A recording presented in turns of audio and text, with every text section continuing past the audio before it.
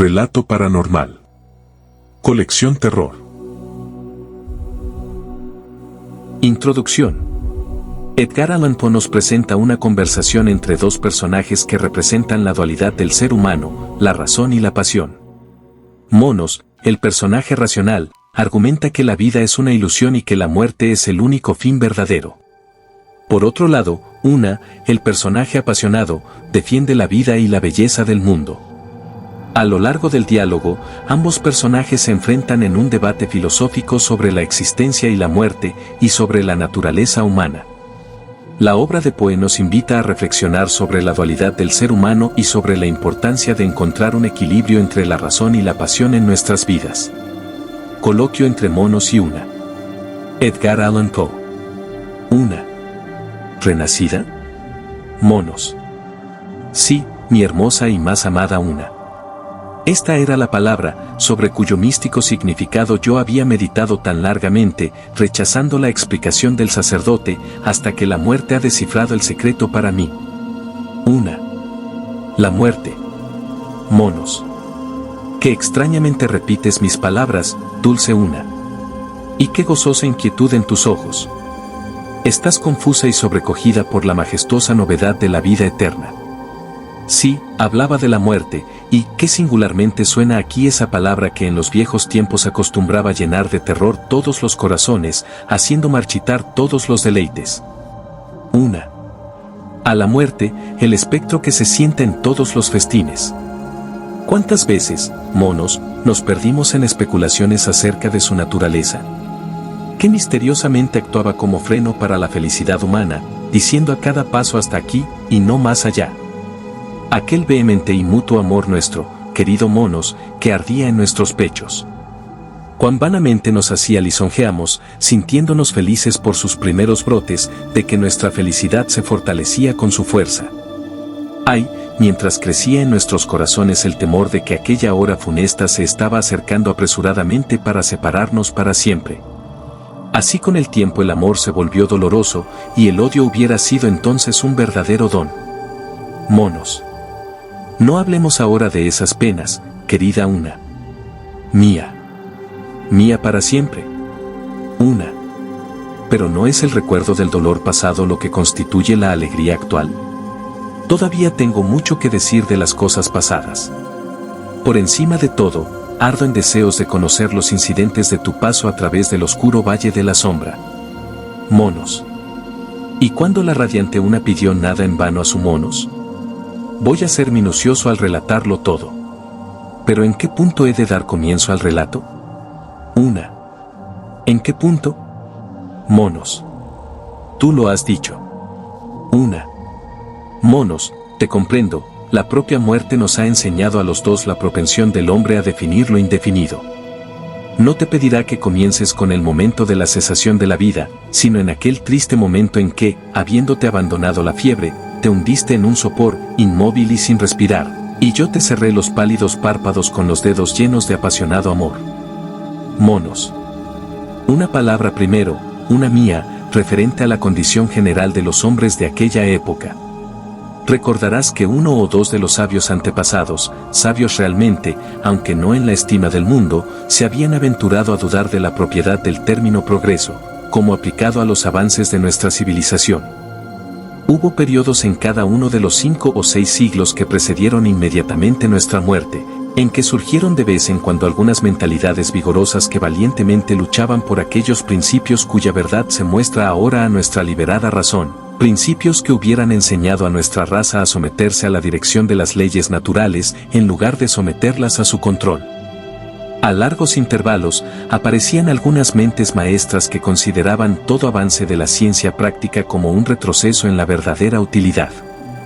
De vez en cuando la inteligencia poética, esa inteligencia que ahora sentimos que ha sido la más elevada de todas, puesto que aquellas verdades que para nosotros tienen la mayor importancia solo se pueden alcanzar por esa analogía que únicamente habla en tono inconfundible a la imaginación y nada aporta a la razón, de vez en cuando, repito, esa inteligencia poética daba un paso más allá en la evolución de la vaga idea filosófica y hallaba en la mística parábola que habla del árbol de la ciencia y de la fruta prohibida que produce la muerte, una clara insinuación de que la ciencia no era posible de ser alcanzada por el hombre, cuyo espíritu se halla todavía en la infancia, y aquellos hombres, los poetas, viviendo y muriendo en el escarnio de los utilitarios, esos toscos pedantes que se confieren a sí mismos el título que sólo podía aplicárseles con propiedad para ser escarnecido, aquellos hombres, los poetas, reflexionaban lánguidamente, pero no faltos de ingenio, sobre aquellos días de la antigüedad en que nuestros goces eran más sencillos que intensos, días que la palabra regocijo resultaba algo desconocida porque la felicidad era profunda y solemne, sanos y augustos días de felicidad en que los ríos azules corrían intactos entre las colinas no cultivadas, entre bosques solitarios, primitivos, olorosos e inexplorados. Pero en realidad, aquellas nobles excepciones en medio del extravío general solo servían para reforzarlo aún más por el contraste. ¡Ay! Habíamos caído en los días peores de todos nuestros días. Al gran movimiento, como se le llamaba falsamente, le siguió una enferma conmoción moral y física. El arte, las artes, resurgieron supremas, y una vez entronizadas echaron cadenas sobre la inteligencia que las había elevado al poder. El hombre, como no podía reconocer la majestad de la naturaleza, cayó en una pueril exaltación del dominio que había logrado y que iba en aumento. Incluso cuando en su propia fantasía se consideraba Dios, una pueril imbecilidad le iba invadiendo.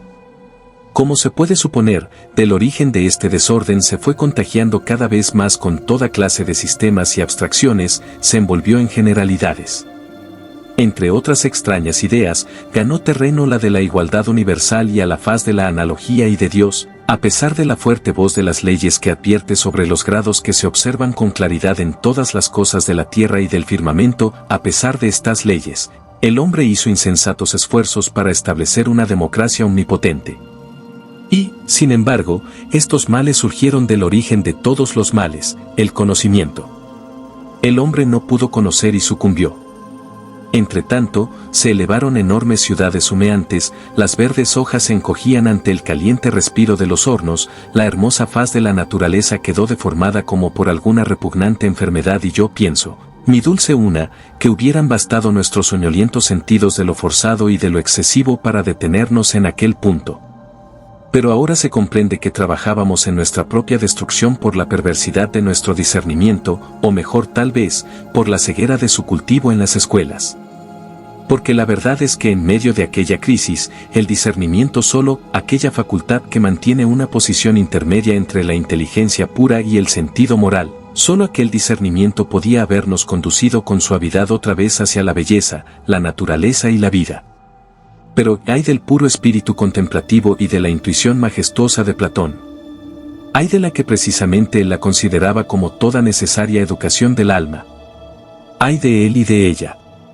Puesto que ambos se necesitaban del modo más desesperado en aquellos momentos en que estaban más completamente olvidados o despreciados.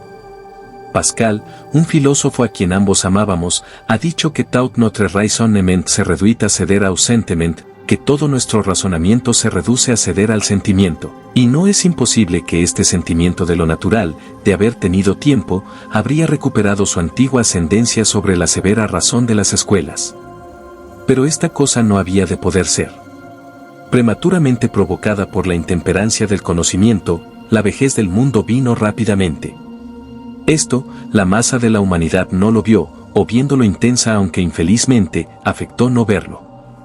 Pero por mi parte, los anales de la tierra me habían enseñado a relacionar la más completa ruina como precio de la más alta civilización.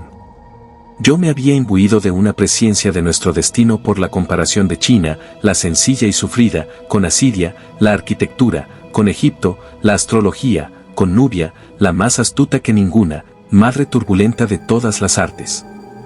En la historia de aquellas regiones encontré un rayo de lo futuro. Las artificialidades individuales de las tres últimas fueron para la tierra enfermedades locales y en sus individuales derrumbamientos hemos visto aplicar remedios locales, pero para el mundo infestado yo no podía anticipar regeneración alguna, salvo la muerte. Para que el hombre como raza no llegara a extinguirse, yo veía que debía nacer de nuevo. Y entonces fue, hermosísima y amadísima, cuando nosotros envolvimos nuestros espíritus diariamente en sueños. Entonces fue cuando a la hora del crepúsculo discurríamos sobre los días que habían de venir, cuando la superficie lacerada de la tierra, una vez que hubiera sufrido aquella purificación que solo puede borrar sus obscenidades, se revistiera de nuevo con el verdor de sus colinas montañosas y sonrieran por ella las aguas del Parnaso, y tornara a quedar al fin como digna residencia para el hombre purgado por la muerte, para el hombre en cuyo exaltado intelecto el veneno del conocimiento no puede hacer nada, para el hombre redimido, regenerado, bienaventurado y ahora inmortal, pero, con todo, para el hombre material. Bien recuerdo aquellas conversaciones, querido Monos, pero la época de la fiera ruina no estaba tan cerca como nosotros nos figurábamos y la condición que tú indicabas cegaramente sostenía nuestra creencia. Los hombres vivían y morían individualmente. Tú también enfermaste y pasaste a la tumba, y a ella, constante, una te siguió rápidamente, y aunque el siglo que ha transcurrido desde entonces, y cuyo final una vez más nos reúne, no ha torturado nuestros soñolientos sentidos con la impaciencia de su duración, sin embargo, mi amado Monos, ha transcurrido todo un siglo. Monos. Di más bien un punto en la vaga infinitud. Indiscutiblemente, fue en la decrepitud de la tierra cuando yo morí. Llevando en mi corazón las angustias que se habían originado, el tumulto general y la ruina, sucumbía a la abrasadora fiebre. Después de algunos días dolorosos y muchos de delirio soñador, repleto de éxtasis, cuyas manifestaciones tú tomaste equivocadamente por dolor, mientras yo suspiraba y no tenía fuerza para desengañarte, después de unos días, me invadió, como tú has dicho, un sopor sin aliento y sin movimiento al que los que estaban a nuestro alrededor llamaron muerte. Las palabras son cosas vagas. Mi estado no me privó de la conciencia, me parecía no muy diferente del extremado reposo de quien, luego de haber dormido larga y profundamente, quedando inmóvil y completamente postrado en un mediodía estival, comienza a deslizarse lentamente hacia la conciencia, por la mera eficacia del sueño y sin ser despertado por molestias externas. Ya no respiraba, el pulso se había parado. El corazón había dejado de latir. La voluntad no había desaparecido, pero no tenía fuerza.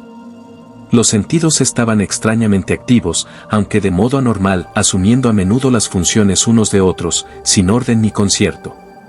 El gusto y el olfato se hallaban inextricablemente confundidos y se convertían en un único sentimiento, anormal e intenso. El agua de rosas, que con tu ternura había humedecido mis labios en el último instante, me afectó con suaves fantasías de flores fantásticas, mucho más hermosas que ninguna de la tierra, pero cuyos prototipos tenemos ahora florecientes a nuestro alrededor. Los párpados, transparentes y exangües, no ofrecían total impedimento a la visión. Como la voluntad estaba ausente, los globos no podían moverse en sus cuencas, pero todos los objetos que estaban dentro de la línea del hemisferio visual, yo los veía con más o menos distinción. Los rayos que caían sobre la parte exterior de la retina, o dentro de la córnea del ojo, producían un efecto mucho más vivo que los que lo herían de frente en la superficie anterior, y, con todo, en el primer instante, aquel efecto era tan anómalo que yo solo lo apreciaba como sonido dulce o discordante, según que los objetos que se presentaban a mi lado estuvieran iluminados u oscurecidos en la sombra, curvos o angulares en su contorno. Al mismo tiempo el oído, aunque excitado en intensidad, no era irregular en su acción y estimaba sonidos reales con una extravagancia de precisión no menos que de sensibilidad. El tacto había sufrido una modificación más peculiar. Sus impresiones eran recibidas con retardo, pero pertinazmente retenidas y se resolvían siempre en el más alto placer físico. Así, la presión de tus dedos suaves sobre mis párpados, al principio solo reconocida por la visión, luego y largo tiempo después de apartarse, llenaron todo mi ser con una delicia sensual inmensurable. Eso es, con delicia sensual. Todas mis percepciones eran simplemente sensuales. Los materiales que suministraban los sentidos al pasivo cerebro no eran modelados ya, ni en el más remoto grado, por el entendimiento muerto. Un poco de dolor, un mucho de placer, pero nada en absoluto de placer o dolor moral. Así, tus sollozos flotaban en mi oído con sus tristes cadencias y eran apreciados en todas sus variaciones de tono triste, pero eran suaves sonidos musicales y nada más. No comunicaban a la extinguida razón ningún indicio del pesar que las originaba, mientras que las abundantes y constantes lágrimas que caían sobre mi rostro, hablando a los circunstantes de un corazón que se rompía, Solo conmovían con un suave éxtasis todas las fibras de mi cuerpo, y esto, en verdad, fue la muerte, de la cual hablaban aquellos circunstantes con tanto respeto en bajos cuchicheos, y tú, dulce una, con ahogos y sollozos.